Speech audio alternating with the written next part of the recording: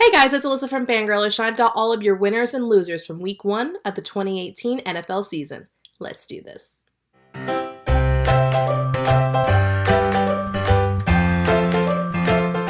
Week 1 of the 2018 NFL season is in the books, and it was certainly an eventful one.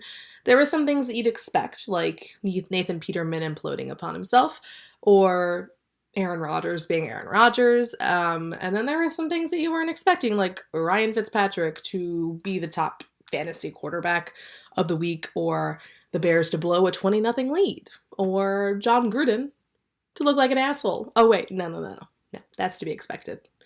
For all the teams and players that are feeling good after week 1, let's take a look at the winners. Khalil Mack. Khalil Mack might have only gotten a handful of practices in with the Bears, but he's already earning that massive extension that they gave him. Khalil Mack put on the defensive performance of a lifetime in one half of football. He had a sack, he forced a fumble, he recovered a fumble, he had an interception, and he had a defensive touchdown in one half of football. Without playing in the preseason, and now this guy isn't even in football shape yet. Ryan Fitzpatrick. Ryan Fitzpatrick, yes, Ryan Fitzpatrick, carved at the Saints secondary, completing 21 of 28 passes for 417 yards and 4 touchdowns. Oh, and he also added one on the ground. Question, how do you bring Jameis Winston back as your starter if Fitzpatrick keeps this up? Spoiler alert, you don't. Saquon Barkley. While rookie running back Saquon Barkley started off slow against a dominant Jaguars defense, he showed everyone just what he's capable of with his highlight reel 68-yard touchdown run, which got the Giants back in the game for a bit. It's going to be exciting to watch what this kid does this year. Tyreek Hill. What else can you say about Tyreek Hill than he's one of the most electrifying players in this league? And he had himself a day. Tyreek Hill caught 7 passes for 169 yards and 2 touchdowns, and that was just on offense. Hill also added a 91-yard punt return touchdown to an already electrifying day. The Cleveland Browns. This is the best start to a Cleveland Browns season since 2004. No, they didn't end up beating Pittsburgh, but they didn't lose either. I mean, a tie is a step in the right direction, right? Patrick Mahomes. Welcome to the NFL, Pat Mahomes. The Chiefs' second-year quarterback let it fly in his second career start. While his passing yardage was mediocre, he did toss 4 touchdowns, including 2 to Tyreek Hill. This kid looks like the real deal. But let's see how this plays out. Adrian Peterson. Who says Adrian Peterson still doesn't have it? After being signed by the Redskins this offseason, Peterson lit it up in his return to the NFL with 28 carries for 166 yards and a touchdown. And he isn't done yet. Sam Darnold. While Sam Darnold's first NFL pass was a pick 6, the rookie quarterback rebounded in the Jets' dominating road win. Darnold completed 16 of 21 passes for 198 yards and tossed 2 touchdowns. Let's see what this rookie can do this season. Aaron Rodgers. While this pains me to say, I would be a liar if Aaron Rodgers wasn't on my winners list. Even though I hate his guts, Rodgers was magic against the Bears, as he usually is.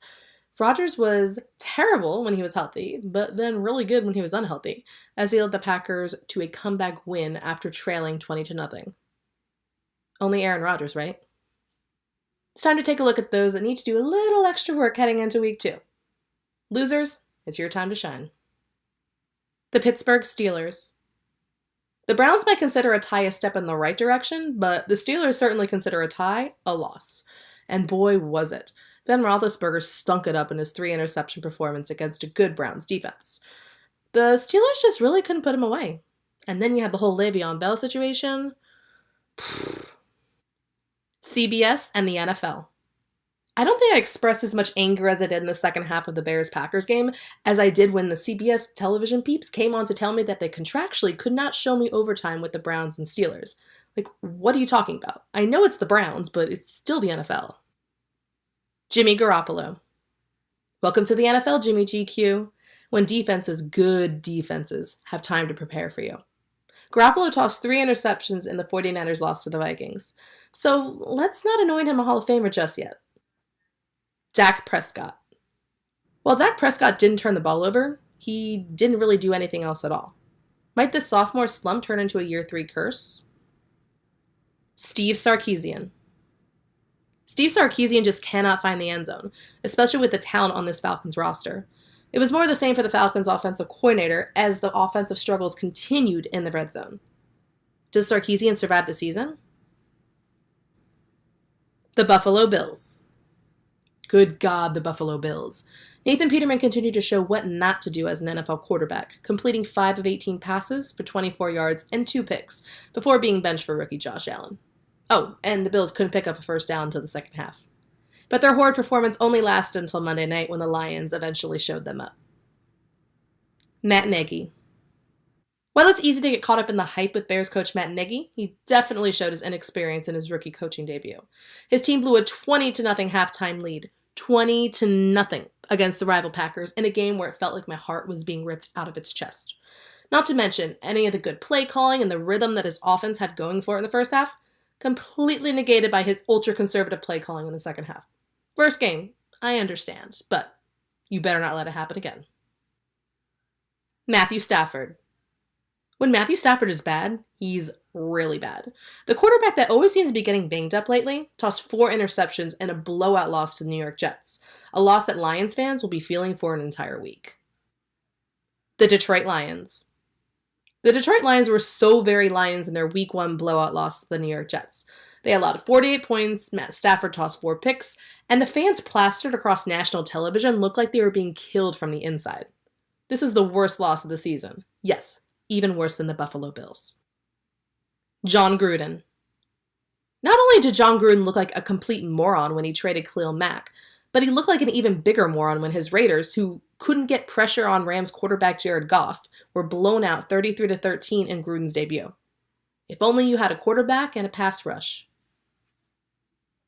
Rookie head coaches. It wasn't a good week for first-year head coaches in the NFL.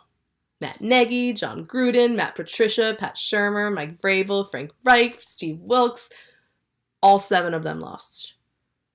Welcome to the NFL, gentlemen. Don't forget to check back every week for our NFL winners and losers, and don't forget to subscribe for this and more content on Fangirlish. Thanks for watching.